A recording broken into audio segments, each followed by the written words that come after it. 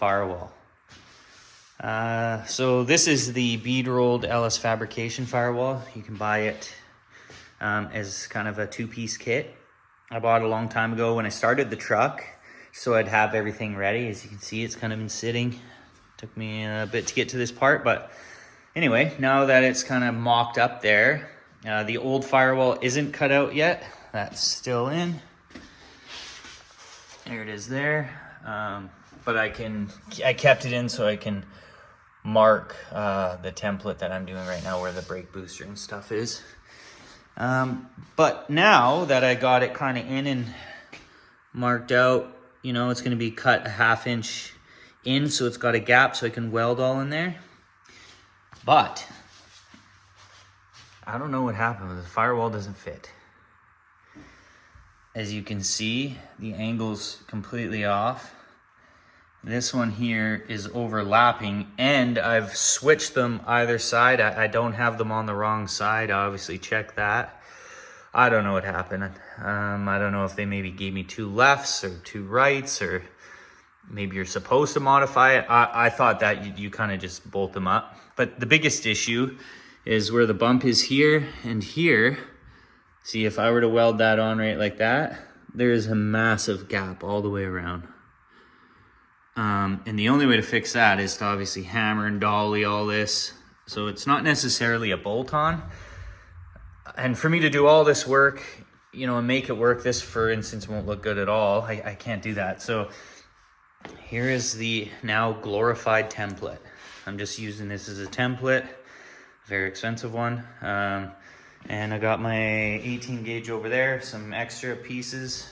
So I'm just gonna build my own.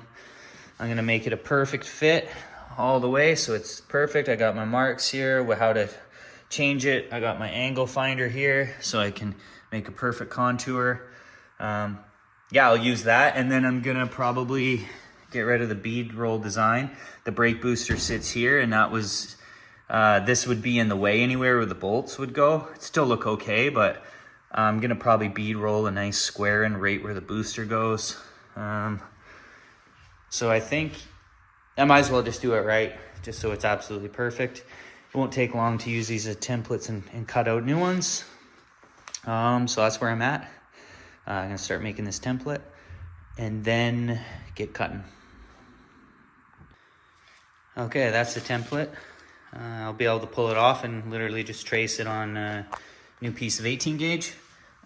I pretty much just made an extension. You can see the cardboard through here. I used the curve finder, made a template out of paper, transferred it to cardboard, and now the contour is perfect along in here.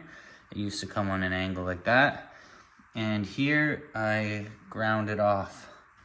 So I took a 1/2 inch off. So you can see where the bigger bead roll was and then the smaller one. So it didn't fit the contour, but that's the template. It's perfect now. Everything fits. I'm gonna make a new one.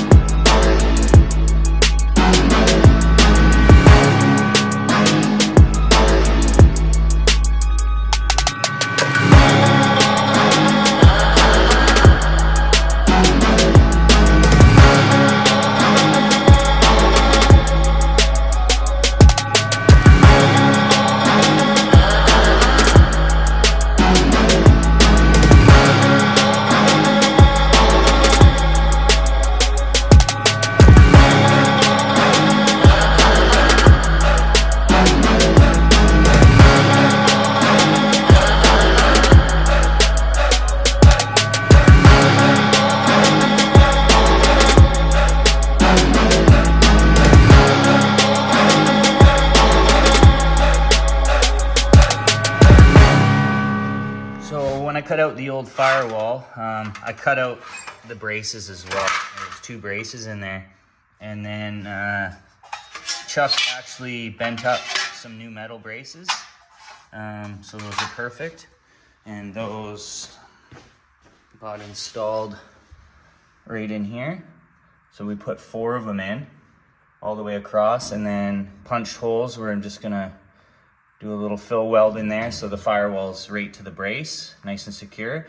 And then what I've done is I have this brace here and this one here, and it's deep enough to get a riv nut wherever I want. So now when I do the MDF carpeted sealed board up there, I can kind of fill this whole area and mount it to these braces wherever I want, and that'll house all the electrical. And then those 2 braces over there will mount the evaporator for the air conditioning and heating. So I'll put that right across. So the braces are serving for a multiple purpose. Yeah, they look good.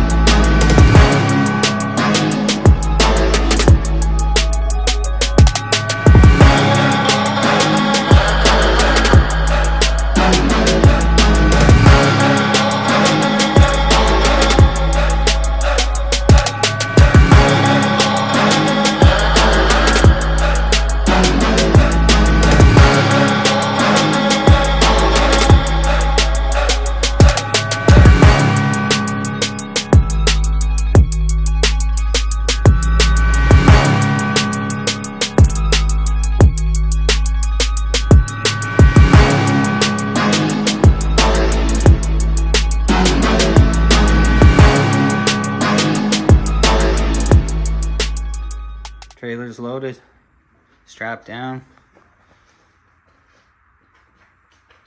Every part. Heading about 5.5 hours from here to drop it off at a little place in Kamloops, British Columbia, Canada.